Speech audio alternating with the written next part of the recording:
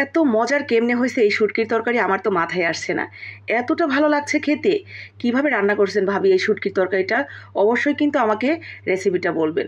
আমি জীবনেও শুটকির তরকারি যে এত মজা হইতে পারে আমার ধারণার বাইরে ছিল।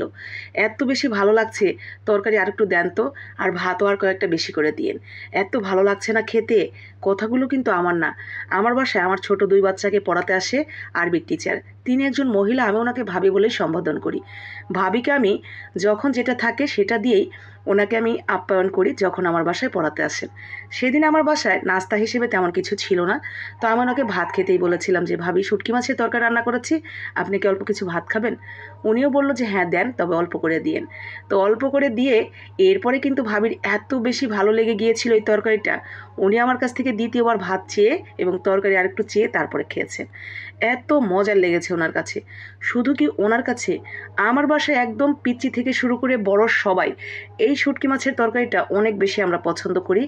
এত ভালো লাগে খেতে। তো আমি কী করি, এই কাচকি মাছের শুটকি যখন রান্না করি, এখানে কুচি কুচি করে আলু দিই। কাচকি মাছ যেহেতু খুবই ছোট ছোট, তো সেটার সাথে মিল রেখে একদম ছোট ছোট করে কুচি কুচি করে আলুটা কেটে নেই। আর আজকে আমি আলুর সাথে 2টা কাঁকরোল যোগ করব। আর কাঁকরোলটা যদি দেন তাহলে একদম কচি কাঁকরোল নিতে হবে, মানে ভেতরের দানাগুলো পরিপক্ক হয়ে যায়নি, ঠিক এরকম কাঁকরোল।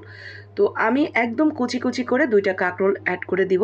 কাঁকরোল দিলেও হবে, আবার চান যদি যে অন্য আপনার পছন্দ মতো যে কোনো সবজি অ্যাড করবেন, যে এই কাচকি শুটকিটার সাথে যায় এরকম সবজি যোগ করে দিবেন।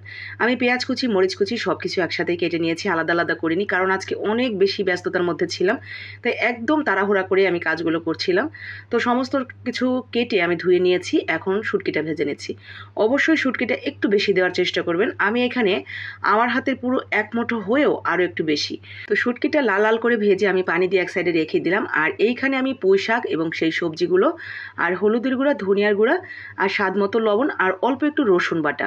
এই শুটকির তরকারিটা রান্না করার সময় শুধু মাথায় রাখবেন কাঁচামরিচের ঝালাই রান্না করবেন, আর শুধুমাত্র রসুন বাটা দিবেন। রসুন কুচিও দিতে পারেন, রসুন বাটা দিলে কুচি দিতে হবে না, আবার কুচি দিলে বাটা দিতে হবে না।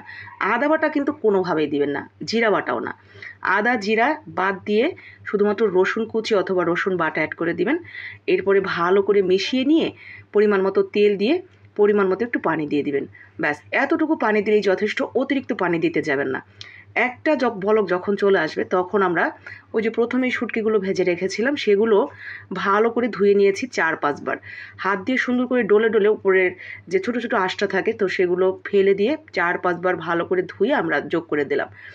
এখন শুটকিটা দিয়ে এইভাবে আমরা রান্না করব, ঢেকে ঢেকে একটু অল্প আঁচে আস্তে আস্তে। বেশি আঁচে রান্না করলে পানিটা দ্রুত শুকিয়ে যাবে, তরকারিটা ভালো মতো মজবে না। তো অল্প আঁচে একটু সময় নিয়ে সুন্দর করে তরকারিটা সুন্দর করে মজিয়ে রান্না করে নেবেন। ব্যাস, লবণ টবণ হয়েছে কিনা চেখে মেখে দেখে নামিয়ে গরম গরম ভাতের সাথে গরম গরম পরিবেশন। এত মজার এই তরকারিটা, আর কোনো তরকারির দরকার নেই, মাত্র এই একটা পদ দিয়েই আপনি পরাণ ভরে ভাত খেতে পারবেন। এতটা বেশি ভালো লাগে এই শুটকির তরকারিটা। যারা শুটকি খেতে পছন্দ করেন তাদের কাছে এটা অমৃত মনে হবে। আর যদি আমার ওই ভাবির মতো হয়, মানে আমার বাচ্চাদের যে টিচার পড়াতে আসেন, সে যে এটা কী পরিমাণ পছন্দ করেছে সেটা বলার বাহিরে। মানে প্রায় প্রত্যেক দিনই বলবে যে আপনার হাতের ওই শুটকি তরকারি এত বেশি ভালো ছিল খেতে। তো আমি যখনই শুটকিটা রান্না করি ভাবিকে আমি দেওয়ার চেষ্টা করি। তো যাই হোক, ভালো লাগলে আপনিও বানাবেন, লাইক কমেন্ট শেয়ার করে দিবেন বাকি আপু ভাইদের জন্য।